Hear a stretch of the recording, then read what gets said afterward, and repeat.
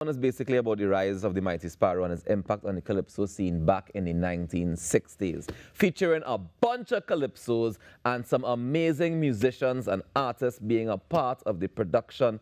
This morning, we have the musical director, Marvin Newton, and one of the actors who is playing Birdie himself, Chuck Gordon. Yes, sir. Good morning to you both and welcome. Good morning. Or welcome back, I should Raucous. say. Yeah, man. Yeah, man. How are we doing this morning?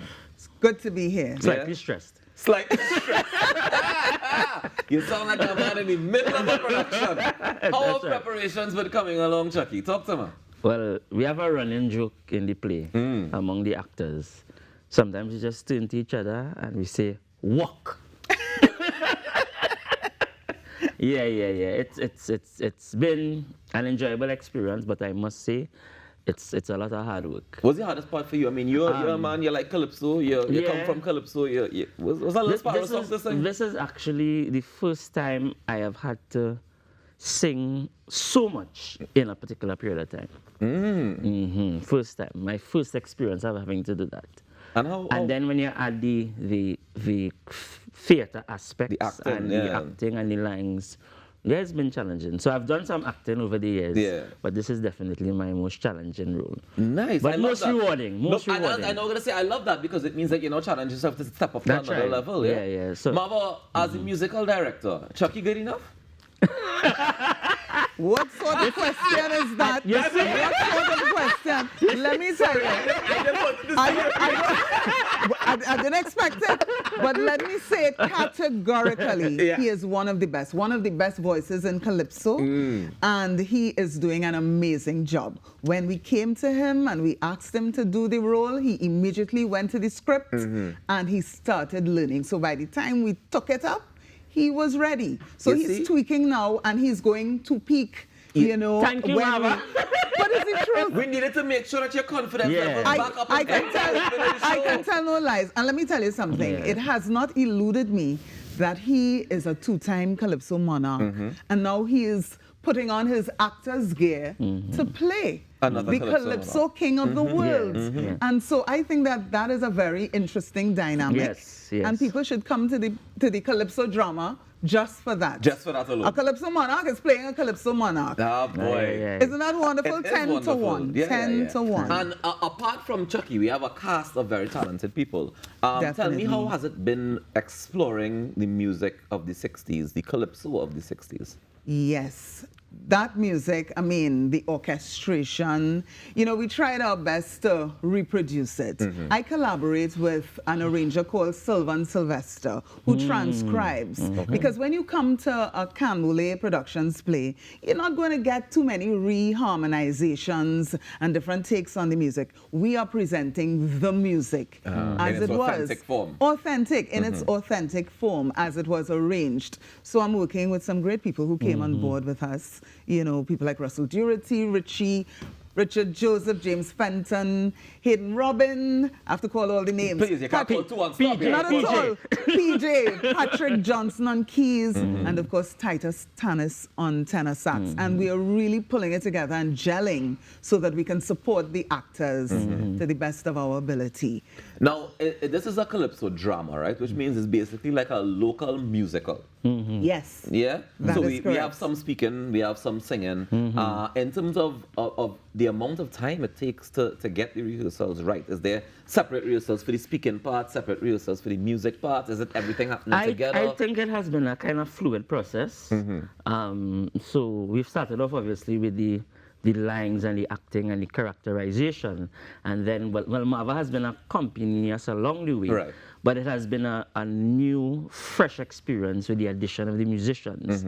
But then, following that period and getting acclimatized with the music, we've then now come back within the past couple of days to some more characterization work. Right. So it's been levels and layers, kind of peaks and troughs kind of process. So, Chucky, did you know the story before you took up this role? I know of aspects of Sparrow's story, but to see the way in which Sparrow's rise paralleled the independence to the Black Power period and the rise of Eric Williams, to see that alignment interwoven in the play was a new experience to me. Yeah. And that's very interesting for me because I feel like it's all in the music. All of that story is just in the music. We would want people to understand that it's not a break for entertainment when the actors burst out into song. The calypsos constitute a continuation of the dialogue. So the dialogue of the play is also in the the lyrics of the calypsos. So it's a continuous flow, as Chuck said. In terms of, I know we mentioned in Sparrow a lot because it's getting ready to celebrate his 90th birthday. So he's the centerpiece. But I know that there are other Calypsonians involved in the story. So tell us about some of the other Calypsonians' music that's featured. Right. So during that period, there was a lot of interplay between Lord Melody and the Mighty Sparrow. So I like how she said interplay. She didn't say war. Because that's what, in my head, it was war. It was straight up There war. was a degree of, cordialness, perhaps. Is that a word? Cordiality between the two of them. All right? And that character, Lord Melody, is played by an excellent singer and actor, Chrison Joseph. The boss. All right? And then there was also that dynamic between Lord Kitchener, who was in England and used to send the music down. And he came back at some point. Yes, it was a sort of a fight for turf. That kind of thing, and that continued. The modern day version is probably Masha Montano. No, but it's all cordial. But you see how things You flow? assuming a lot there. It started, anyhow. 10-1 is the topic. Lord Kitchener and Mighty Sparrow. And we had some music from Christo as well. Nice. Yes. Who was one of the persons who was able to dethrone Sparrow at the period in time. That's right. And That's Sparrow right. responded in song, which is also reflected in the play. And there's also some interplay with Blakey as well. Yes, Blakey, because Blakey and Sparrow were very close. They got into some good trouble, during their lifetime. Good trouble, right? So he's represented. And for me, this is more than just drama, right? Because it's based a lot on actual history. It's living history. It's living history. It's living history. And it's our story. It's the story Very from much right so. here in Trinidad and Tobago. Canberra Productions always focuses on telling our stories, and this is why we include school shows as well. Okay. So that children, the students can come and get a sense of course, some poetic license is taken and that kind of thing. But the idea is for you to come, be entertained, and then go and do some further research. Find out about the calypsos, find out about the lyrics, what was happening in Trinidad at the time, what was the social, issues, what was the climate like, that kind of thing. So we have 6 shows coming up to start things off with. 6 adult shows and then 2 children shows. 6 adult shows and 2 children shows. All right, so on June 13th is adult or children? The first one. That will be the adult show. So the weekend is the 13th to the 15th. Those are the 7 p.m. Well, the Sunday shows are at 6. Of course, we're at Central Bank Auditorium. But the student show, or the school show, if you wish, will be the day 12th and the 19th. Right. Okay. Yeah. 10 a.m. at Central Bank. Right. 10 a.m. on the 12th is the children's show. Right. And then 13th to the 15th. 13th to the 15th is adult show in the night. Yeah. And then Fridays from and the Saturdays at 7 20th p.m. and the 6 p.m. shows are the Sundays. And then from the 20th to the 22nd so it's 2 weekends. Correct. Okay. Yeah. And then, the Labor Day holiday would be the next children's show. The student show is the 18th. The Wednesday. 18th, The Chucky Wednesday. People will say it's Labor Day, we're going to take the show. No, not at all, not at all. But you know that the Friday that we resume for the adult show is also a holiday. Right. Yes, because it's Corpus Christi and Labor Day, so the Labor Day is observed on the Friday. You have the Wednesday for the children, and then from Friday, Saturday, Sunday. Exactly, we skip a day, right? Marva, what has been the most challenging part for you so far? What has been challenging? The rehearsal schedule has been a bit grueling because Canberra doesn't compromise on quality, and part of getting it right is rehearsing so that people gel and we understand what we have to do, so that when lights go on and the stage manager says we're on, we do the best so that people get their money's worth. And so it has been a little grueling, and I felt it, recently. Especially waking up this early this morning to come down here. I understand. I completely understand. How much are tickets, guys, to get the opportunity to see this? Yes, tickets are $300. We don't have like tiered seating or anything like that. Everybody VIP. Everybody is VIP. Make sure you get your tickets and come to the show. You want me to say the outlets? Please do. Island e-tickets. It's a good place to get tickets nowadays, always online. Metropolitan Book Supplies.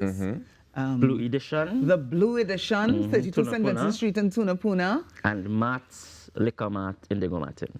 Matt's Liquor. And of course, Central Bank Auditorium. And Central Bank box office from as well. next week, Wednesday, from 10 a.m. That's right. From next Wednesday. But next week is the show? Yes. All right, nice. So we have to mark your calendars. Next weekend, 13th, 14th, 15th, we getting ready to head to Central Bank Auditorium. And then the following weekend, we head again 20th, 21st, and 22nd. That's right. Yeah? You said showtime is 7:30? 7 p.m. Friday, Saturday, and 6 p.m. on the Sunday. That's interesting. That's earlier than most shows normally start. Is it a fairly long show, you would say, Marvel?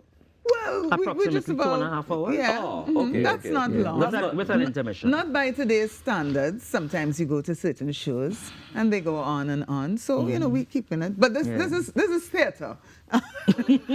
We're managing our time. You see, she said she's self-up. Theater, good And this is theater. not a space and a man just set yourself up. 10 to 1, 10 to 1. I must say a special good morning to our director, Louis McWilliams, who has been really shaping this. Well, I mean, Roel Gibbons, the playwright, and all of the cast actors. members, Oh, my goodness. Siobhan Church. Great crew. Don't do that, Yes. Chucky. You have about Not 50 one cast members. You name, would not one shall I call, because the name of few will make the others seem small. Marva, you're quoting from the wrong era. But it's all applicable. That's to tell you how the Calypso thing nice. Denzel Williams. I think it's always interesting when we're able to discover how our music tells our stories, and everything is right there, and we just don't realize in some cases. There are some calypsos that I hear as an adult, and I'm like, wait, that's what you're singing about all the time? Because even in the title song, right, 10 to 1, what's Pharaoh singing about in that song? Yeah, exactly. It's not exactly. rum, I can tell you that much for sure. Guys, thank you so very much for joining us this morning. Thank you all for having us, Rockers. Thank ladies you very and gentlemen. much. Go out there and make a difference today now, because together we aspire, and if together we perspire, then together we most definitely can achieve. On behalf of all of us here at the Now Morning Show, we head into football later. See you all later down in the stadium. Take care.